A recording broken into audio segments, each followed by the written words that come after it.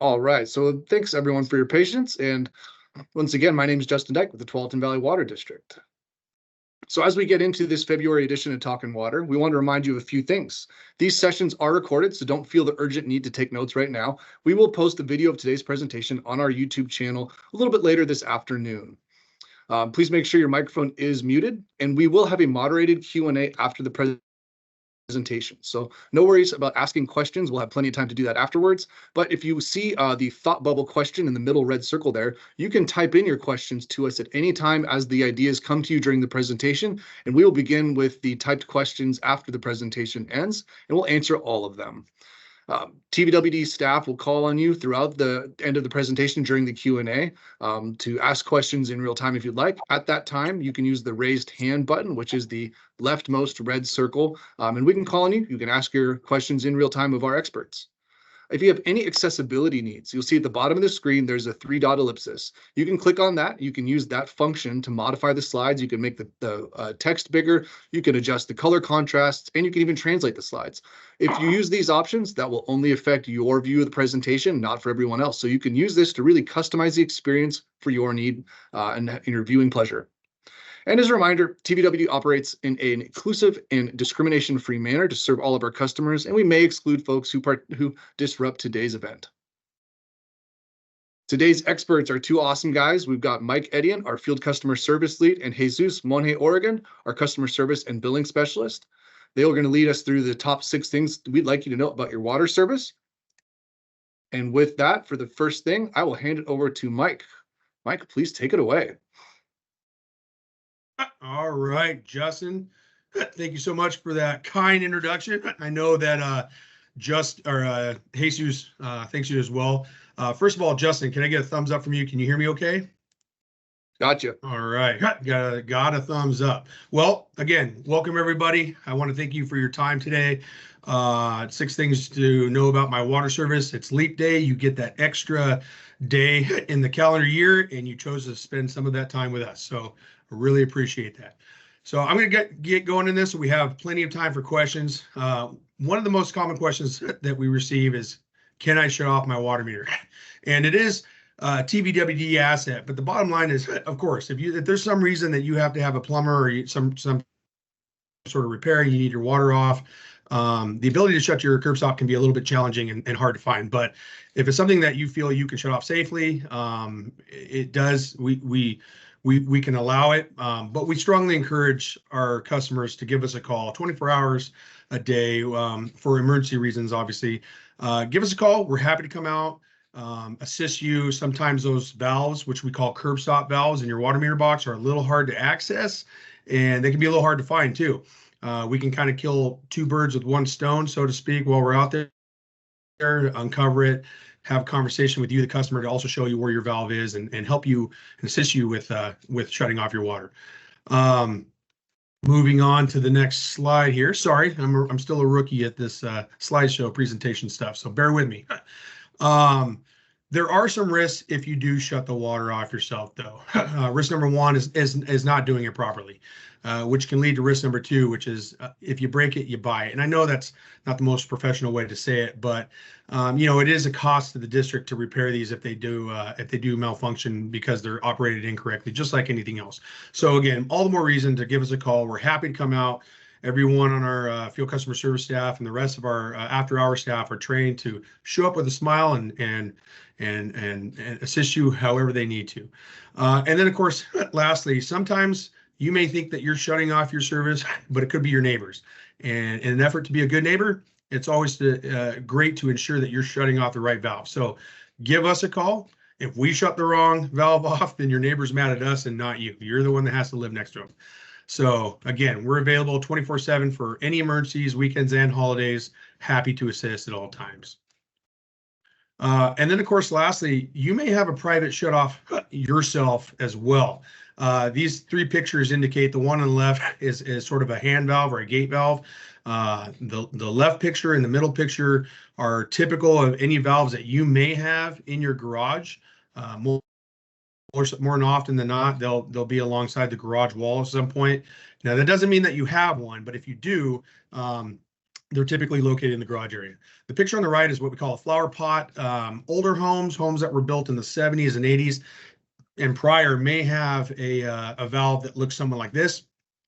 Strongly encourage you to investigate if you have one. Be very wary. If you haven't operated in a while, they can tend to seize up, and they can also tend to break pretty easy if you're putting some sort of pressure on them. So proceed with caution with the valve on the right, but it's always good to know if you have your own private side valve at your house. Question number 2, how can I prevent my pipes from freezing or breaking? Well, hopefully everyone got a chance to vacation this year and avoided the freeze event that we happened to have very recently. But if you didn't, unfortunately, you may have experienced possibly some broken pipes or some frozen pipes, which prevented you from having some water in your house. So here's a quick few tips to kind of limit that exposure to the cold air and limit your exposure to possibly having a high water bill or contacting a plumber. Close your crawl spaces, keep the vents closed. Air is the worst enemy to exposed pipes. Any pipes that you have near or under your house or inside that are exposed to that cold air are going to freeze first. It's kind of like a bridge on a roadway. Bridges get icy before the rest of the roads. Turn off your irrigation systems. Fall is a good time to make sure that if you have an irrigation system, have that drained properly, and make sure that it's properly insulated and not exposed to any open air. Disconnect and drain any hoses from your outside hose bibs. Hose bibs, otherwise known as a water faucet. This picture in the middle where you want to, any box store will have those covers that you can put over. So we responded to, unfortunately, a lot of calls. I think we responded to close to 700 calls during this freeze and winter event, where some of them were no water calls because their pipes, something got frozen. And then, of course, after the thaw, those frozen pipes tend to be broken and they need their water off. Moving on.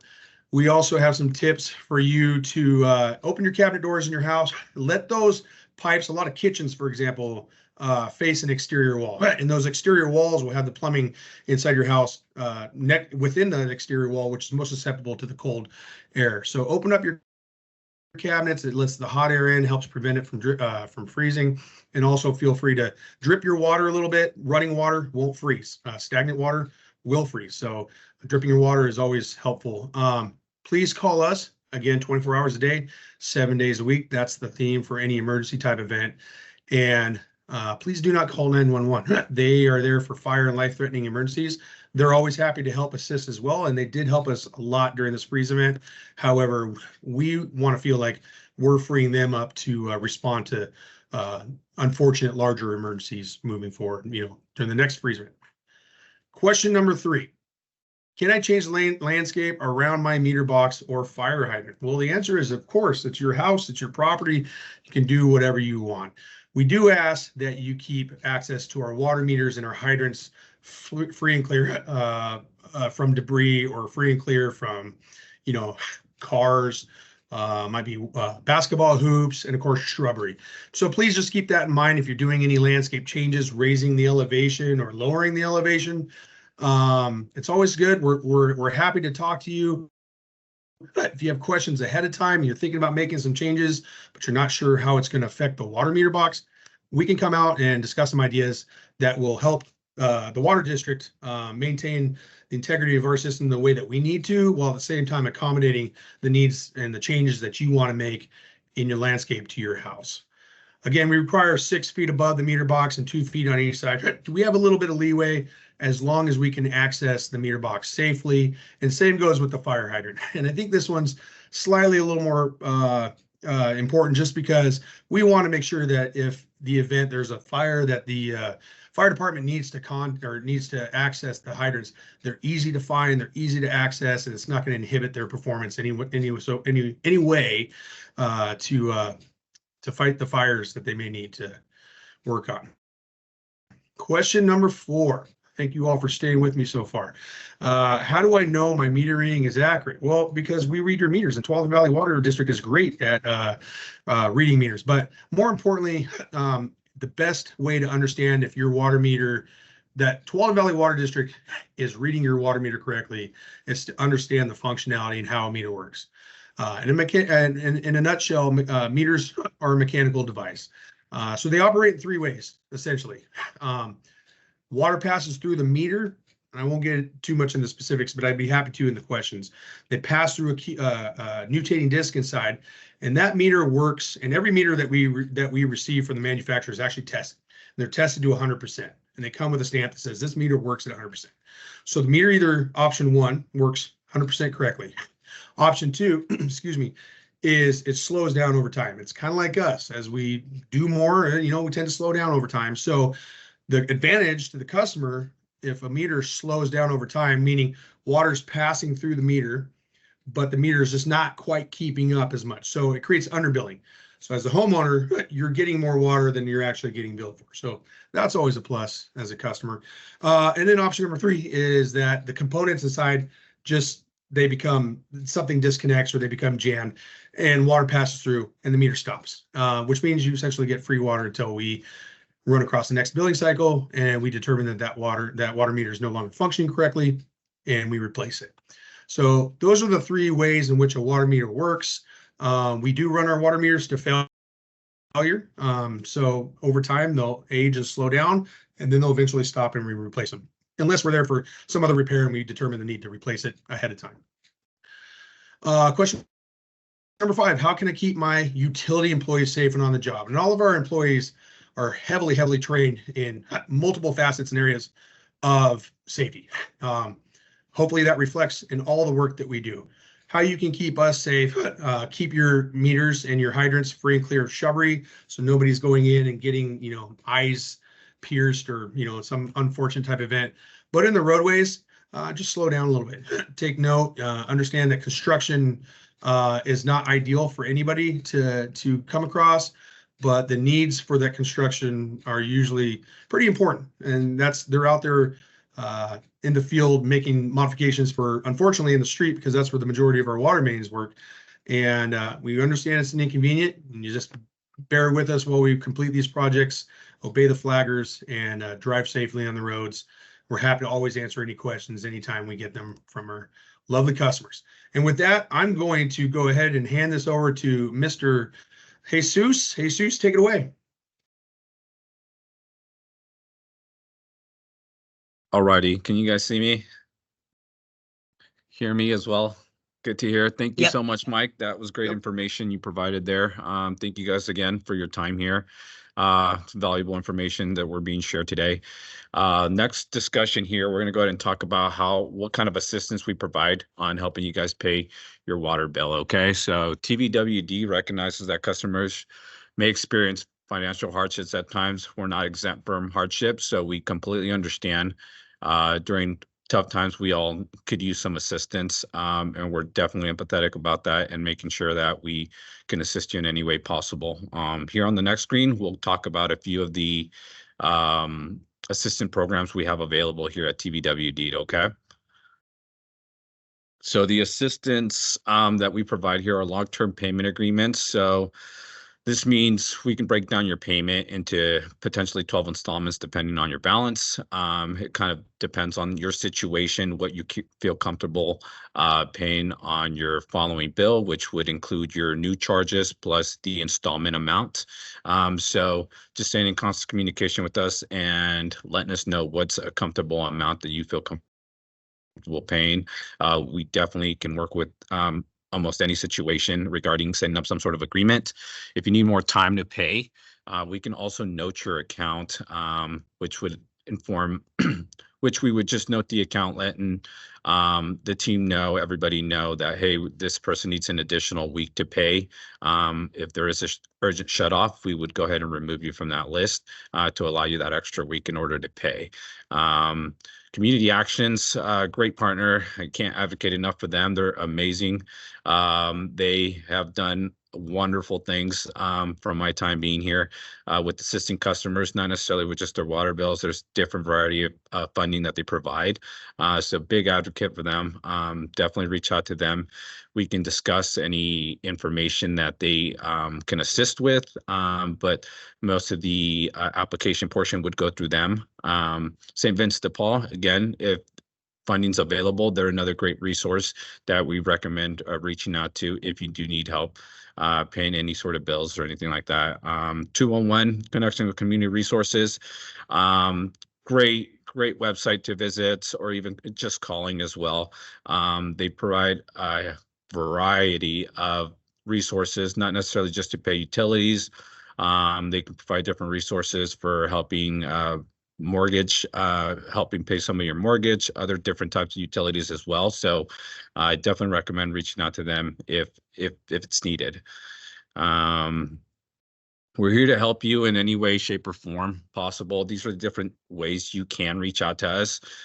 You can obviously look online if there's anything on there that you would like to read up on. What's going on with my screen? I apologize. Oh. Hey, Jesus, I'll represent the slides real quick for you, buddy. I appreciate it. Thank you, Justin. Apologize for that, guys.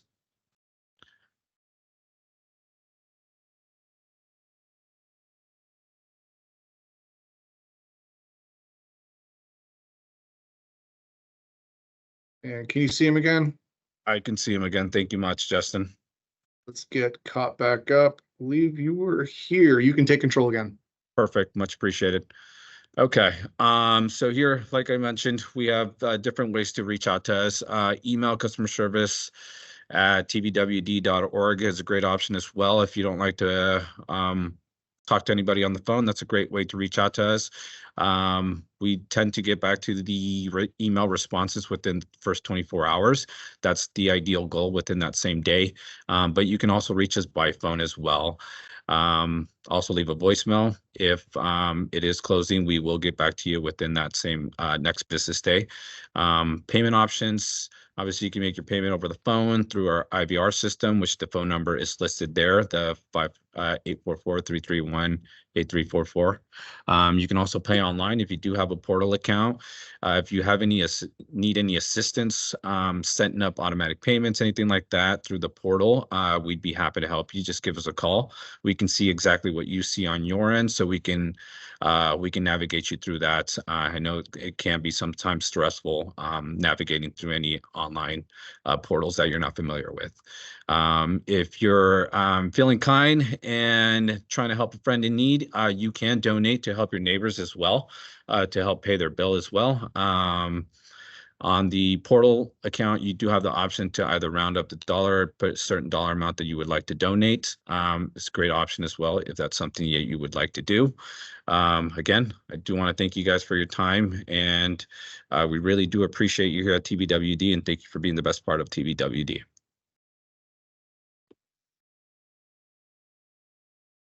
Back at you, Justin. Justin, you're muted. Thank you, Frank. So this is a part of the day where we get to turn it back over to our customers who have joined us today. Again, most of all, we appreciate you taking your time. I know everyone's busy. It's taken out of your lunch hour today to join us, but we've got a couple questions in the Q&A, so we'll start there. It looks like, Mike, these are going to be for you, so get yourself ready, my friend. First one is, how do I figure out how to turn off water to individual areas instead of shutting off the main?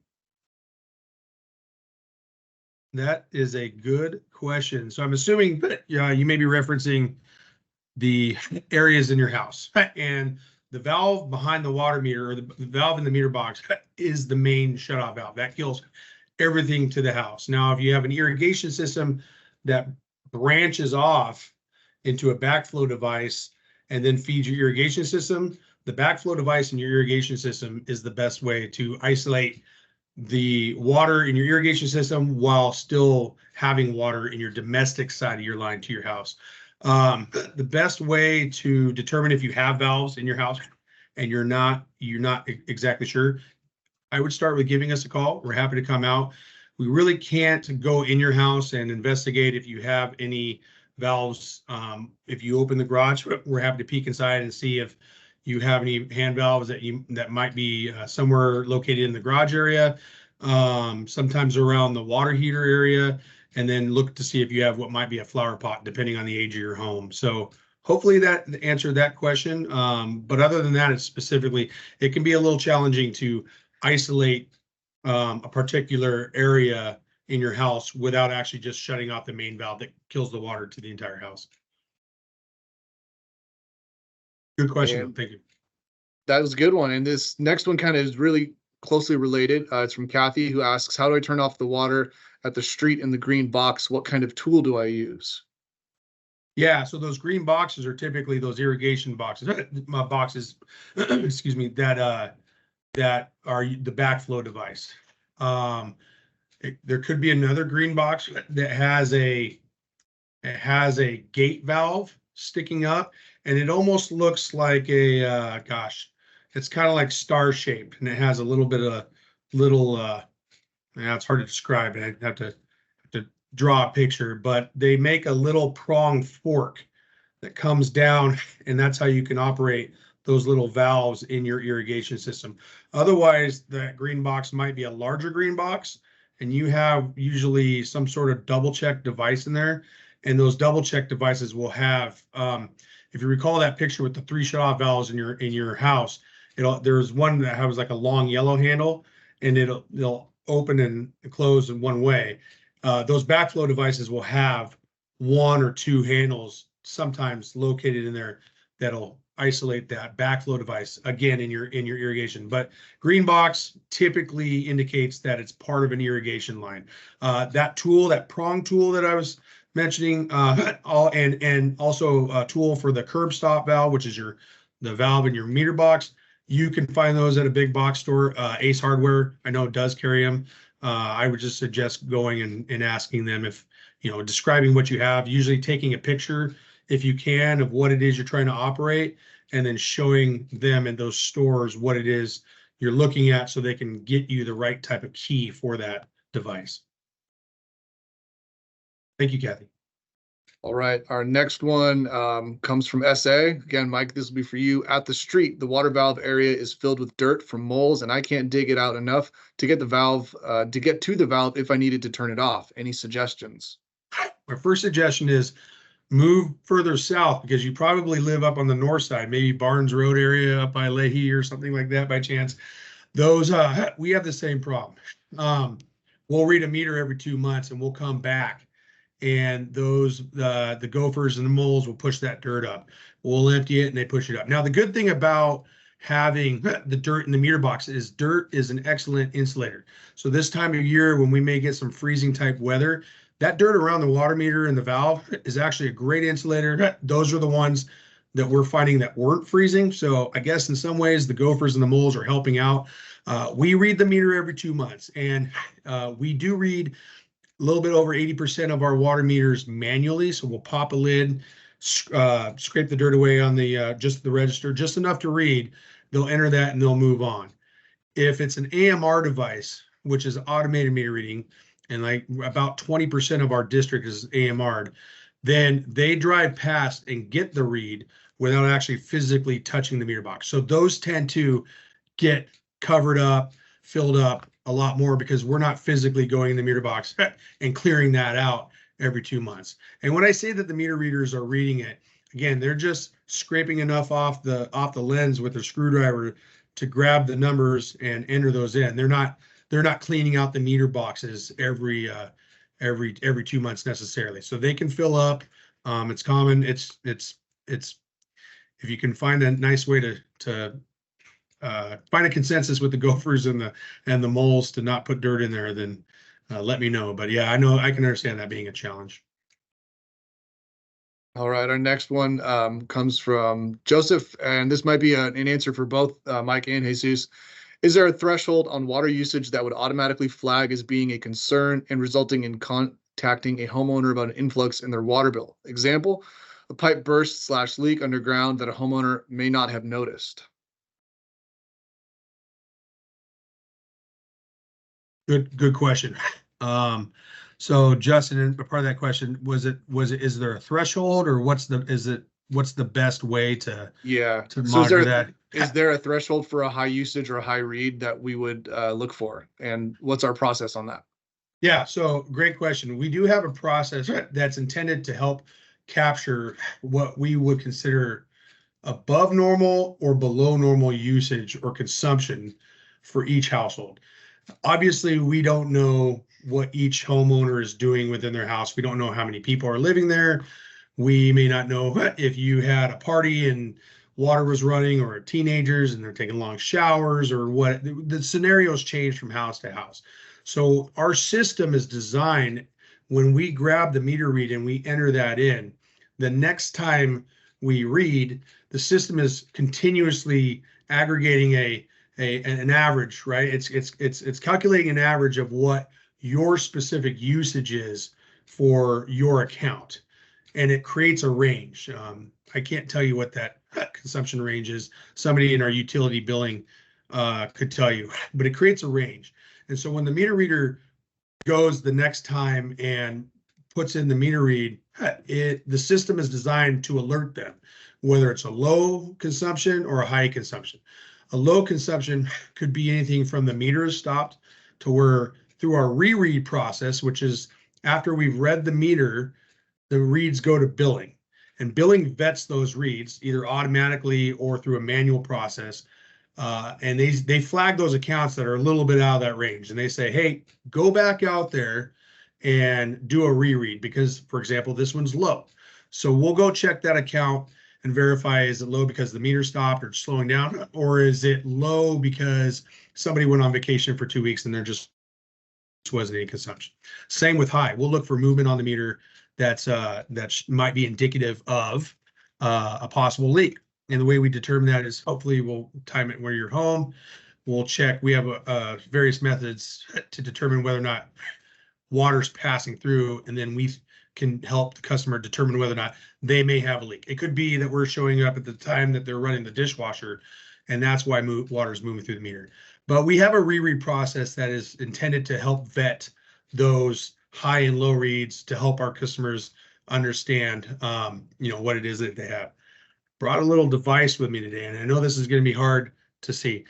Not all of our meters look the same, but a lot of our meters look similar to this, or we'll have this blue indicator or a red indicator. It might be a blue triangle or a red triangle on there.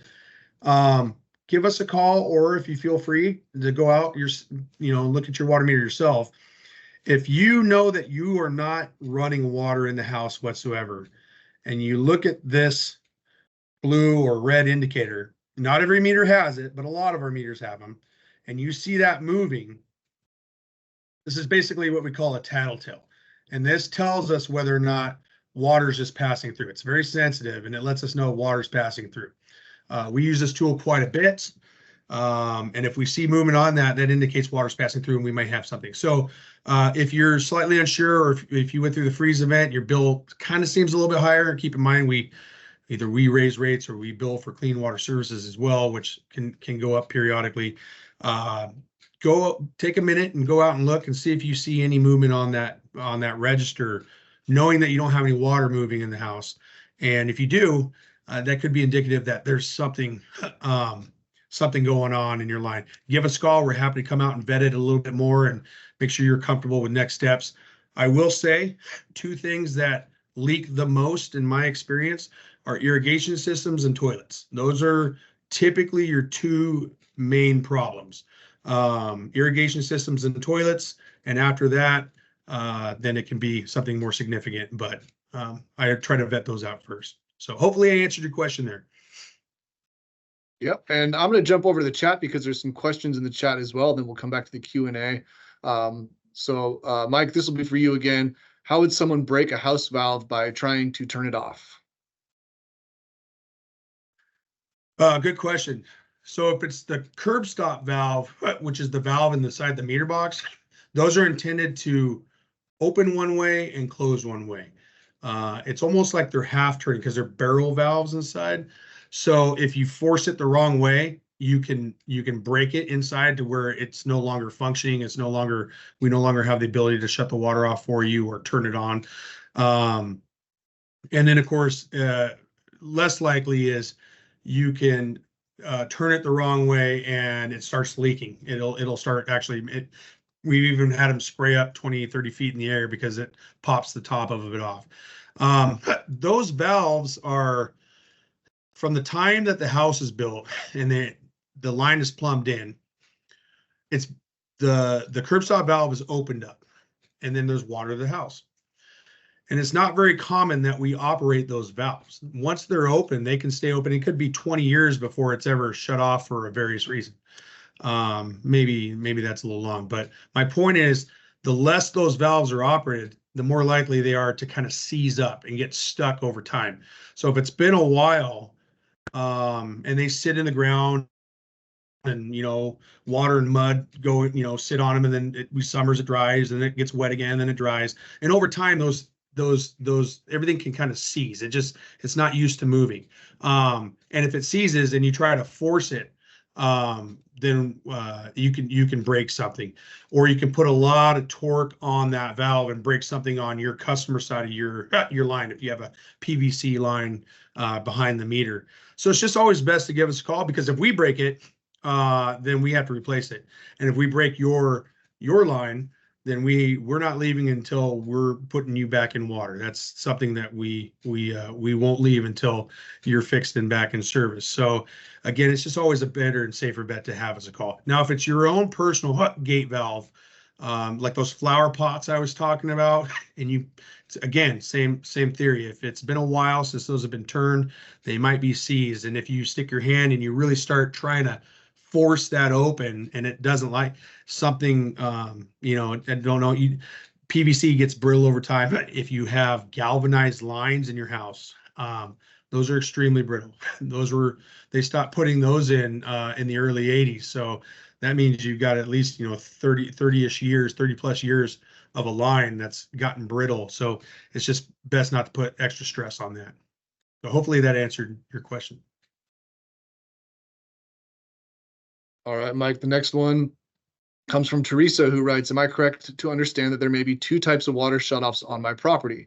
Would you please clarify, is the main valve located at the water meter, and then there may or may not be a second home shutoff valve, either at the crawl space, basement, garage, near the foundation? How do I determine if I have this second home shutoff valve? So you're exactly correct. Your main shutoff valve is in the meter box. That is, you have a valve where the water meter is, there's a valve next to that. And that's the main shutoff valve. And that's a Tualatin Valley Water District asset, or a valve that we maintain, that we're responsible for, including the meter and the box and everything around it. To determine whether or not you have a valve on your side is going to take some investigative work on your end. If you are unsure, again, give us a call. We're happy to kind of come take a peek around the exterior of your property. We'll meet you on site. It's usually best if you're there or somebody from the household is there, that we can meet and kind of peek inside your garage. We really try to stay away from entering anybody's domicile. We don't want to be in your personal housing space, but we're happy to try to peek around if we can.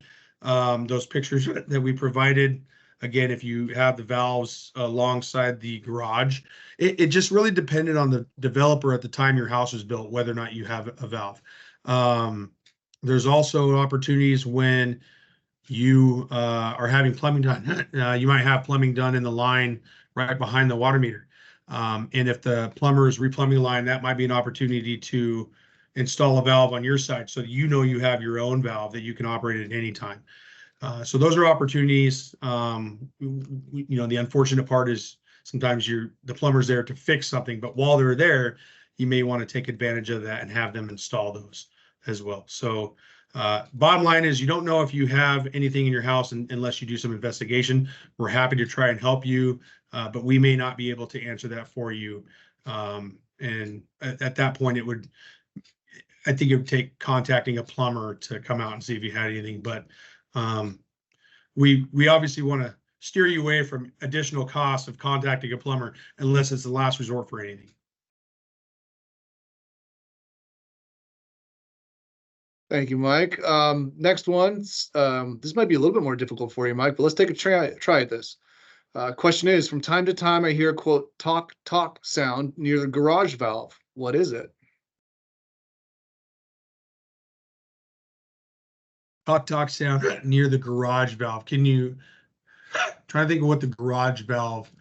You may have a PRV, which is it's like a pear-shaped device in your line So any area in our district where the district is providing you pressure or PSI greater than 80 PSI, you should have what's called a PRV in your line, which is a pressure reducing valve.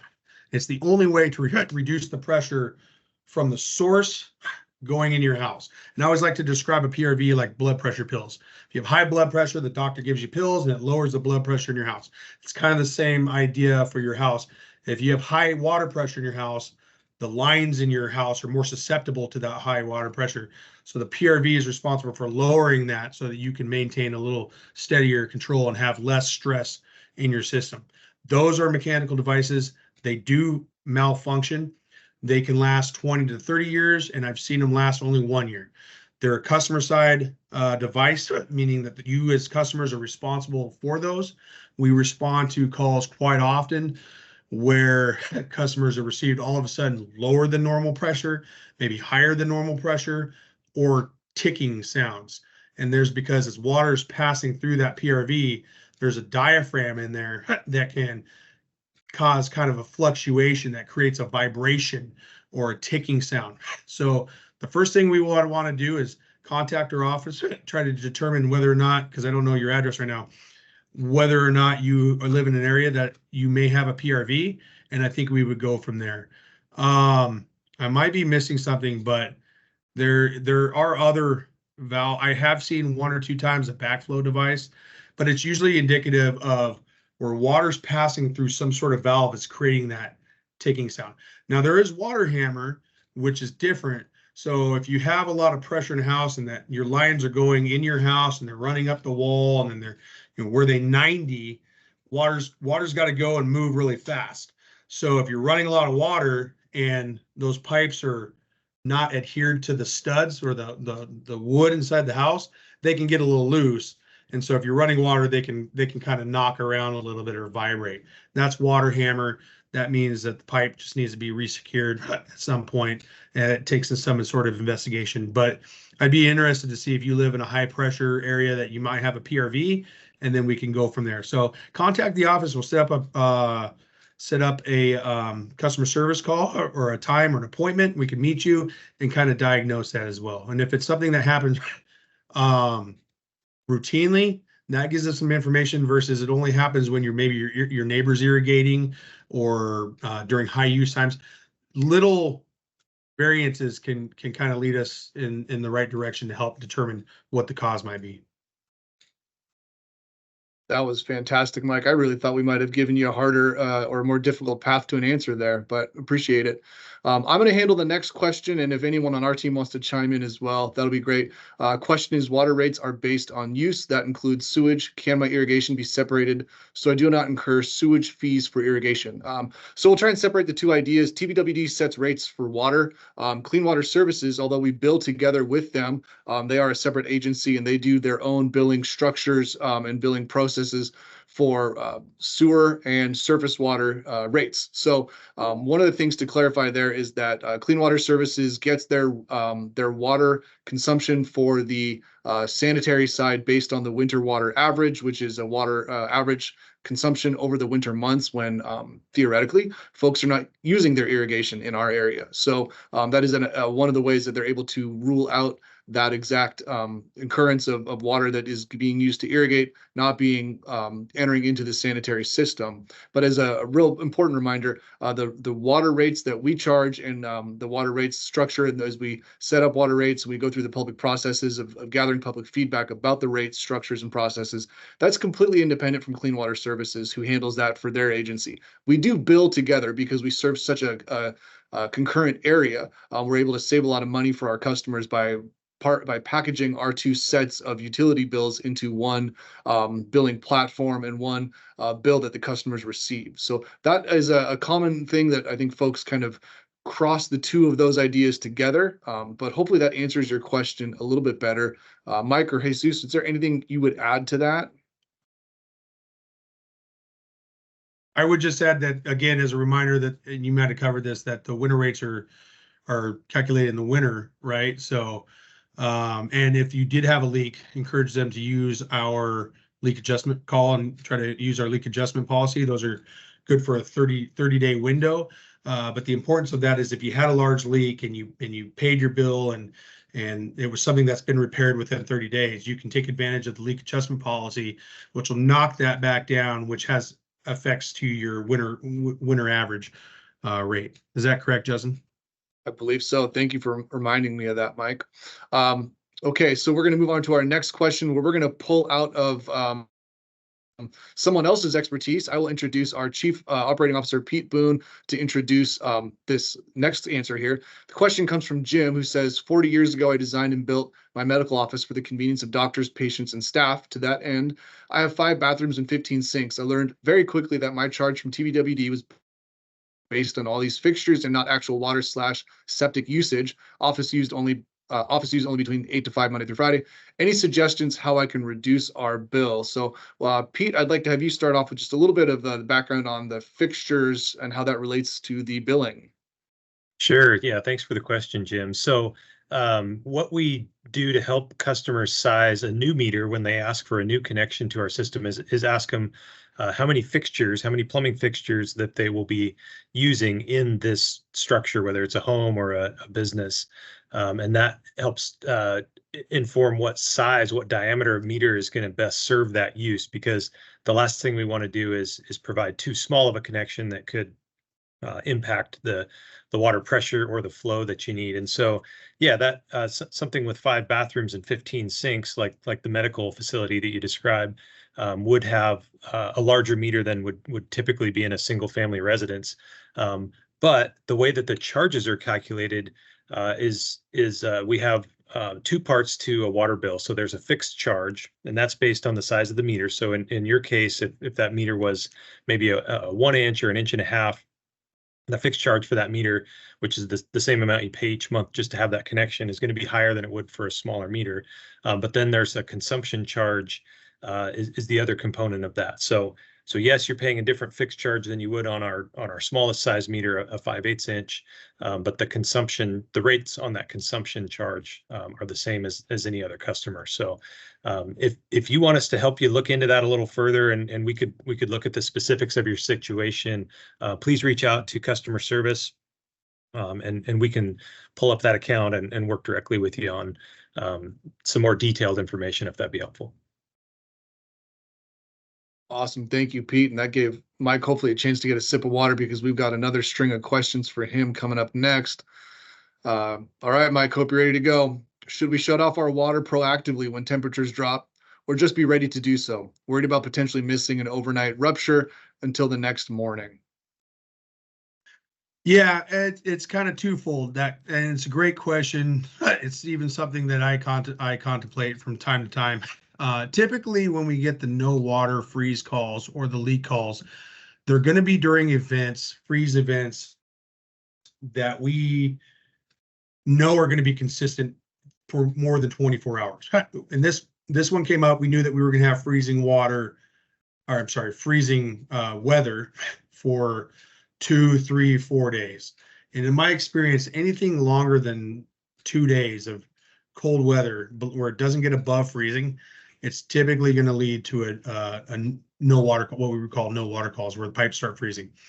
The question was in regards to, was it towards irrigation systems, or, oh no, it was your main valve. So I would take the steps to ensure that you can locate your meter box and that you know where the valve is. And that there's nothing inhibiting yours or our access to that valve. So step number 1 is, a freeze is coming, bad weather's coming. Do we have free and clear access to your water meter? That's step number 1. I would not shut off your water. I would just drip little streams of water in your faucets, maybe your furthest faucets, maybe more than one faucet.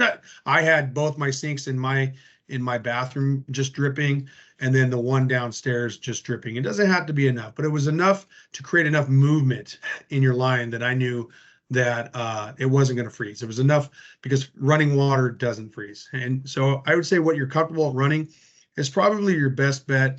The reason I say that is because if you shut the water off, then it sits stagnant. And 8 hours can be a long time. If something in the line is exposed or something isn't properly insulated or insulated enough, and that freezes, you're in for the long haul. There's nothing that we can really do until the weather starts thawing out and the line gets to a point where it's going to start allowing water to pass through freely. So I would advocate to not shut it off overnight. Just run or drip some water, open some cabinets. I think that's the safest bet. If you have hose bibs, some older homes will have plumbing just exposed underneath the houses. So spring and summer times are great times or opportunities to get in there, any exposed pipe, put some insulation over those. Take care of those ahead of time, and that's your best bet. Now, if you're going to be away for a couple weeks and you know you're going to be out of town and you don't trust your neighbors to shut your water off or give us a call, then maybe shut it off. And if you shut your water off, flush your toilets, and that drains the level of water in your water tanks of your toilets.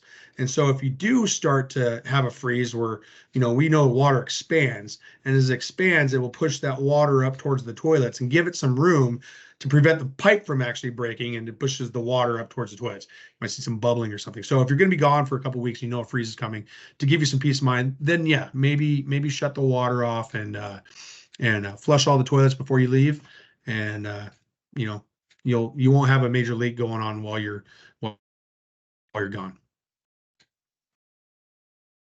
And we do offer the snowbird service for folks. If they know they're going to be planning to be away for most of the winter or a long duration, you can call it in, and that someone on Mike's crew will go out and do that shut off for you. So again, that way you don't have to worry about turning your meter yourself. You can give us a scheduled date to turn off and then turn back on your water based on your travel schedules. So that's always an option. Next question, Mike, will be for you again. It's pretty much directly related to your last answer. It's from Patricia, who asks, our crawl space and water pipes were insulated a few years ago. They told us not to use the foam vent covers because of all the insulation. However, given how cold it got in January, do you think we should use the covers? Yeah, great question. And yes, I think that you should use the question. I think that in fall, you put the covers in the vents, and it'll help keep, again, it's the cold air. So if it's cold, the weather's cold and the wind's blowing and that cold air is rushing in through the vent under your house, it's going to freeze those pipes much, much, much quicker than, say, if it's cold and not windy. So you're preventing that airflow from freely going into the house. So you're combating that airflow. You can't do much about the temperature other than insulate your pipes, but you can control how much air flows in the house by covering up your vents. And then in the springtime, take those vent covers off and allow air to freely move. I know there's some concerns about radon and the buildup from underneath the ground into the houses. They can do radon tests and stuff. So that's why they advocate for you to help open up the vents underneath your house in the springtime, allow air to just move freely during the spring and summer, and then in the fall, put covers in the vents again. I know they kind of raise the rates, the charges on those things. They're not as cheap as they used to be, but they are a lot cheaper than fixing a broken pipe in your house. Good question. All right, we're getting down to the last few here, so I will give my my standard reminder to folks. Please, if you've got any questions, now is a great time to type them in the chat because we're down to just 3 left. So next one comes from Doug, who says it's time to replace a water tank, and I wish to go tankless. Should I or the plumber notify you of this change, or do I even need to notify you? You don't need to notify us. It's your house and you're making upgrades, and you can do that. Plumbers are pretty savvy in shutting off the water. That's not to say that they don't break the valve sometimes. But again, it's a service that we provide. So if you feel more comfortable giving us a call, you want us there at 10 a.m. because your plumber is scheduled to be there to shut the water off, and then they'll do the work. A lot of times the plumbers will shut the water off and then they'll turn it back on. But I would encourage the plumber, if he's having a hard time finding that valve and engaging with it and it's seized up, just so, hey, we'll just call the district and maybe we can reschedule this. Letting us know ahead of time is also good because then we can verify whether that valve works and operates correctly. Last thing we want to do is create an inconvenience to you and get out there and find out that that valve is seized up and we can't operate it. And now you have to reschedule with the plumber to do it a different day. It's not uncommon. It does happen. Plumbers usually reciprocate pretty well. They understand that these things happen. But we can go out there, get on that valve and determine whether or not it works. I don't want to make it sound like they don't. It's uncommon for them to seize up. Our valves operate routinely most of the time, but we do run across those few here and there that they do get a little seized up, and we want to try to replace those or fix those prior. A customer has a request to shut that off. So great question, but you don't need to call us. Plumbers can operate those. They typically do, and you can just go about getting that done, and wish you the best of luck in your repair. All right. Last question comes from Neo, who writes, if the irrigation controller is not on and the irrigation valve is off, then it leaks.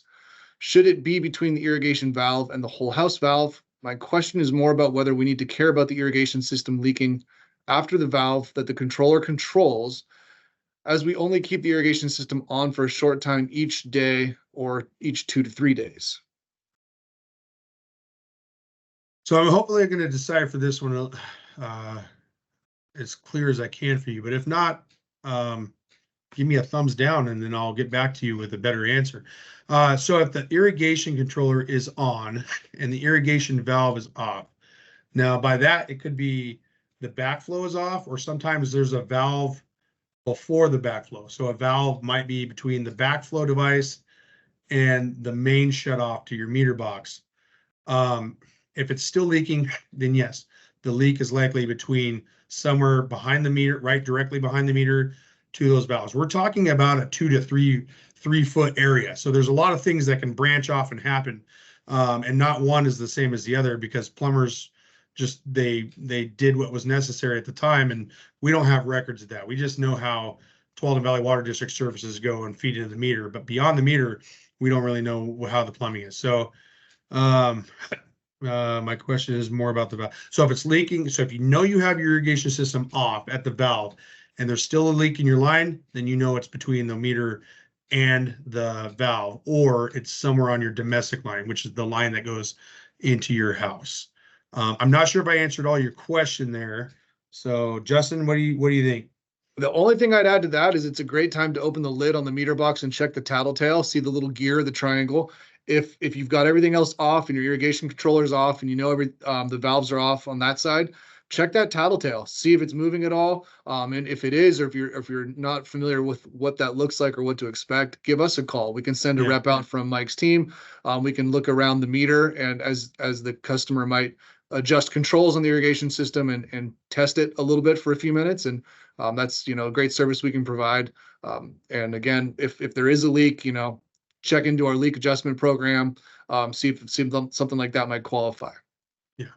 So that's our last question for the day. So we'll give it a solid 5 or 6 seconds here to see if any other questions come in. And in that time, I'd like to thank everyone again for spending your lunch hour, middle of your day with us. We really appreciate everyone joining in to today's topic, 6 things we wanted you to know about your water service.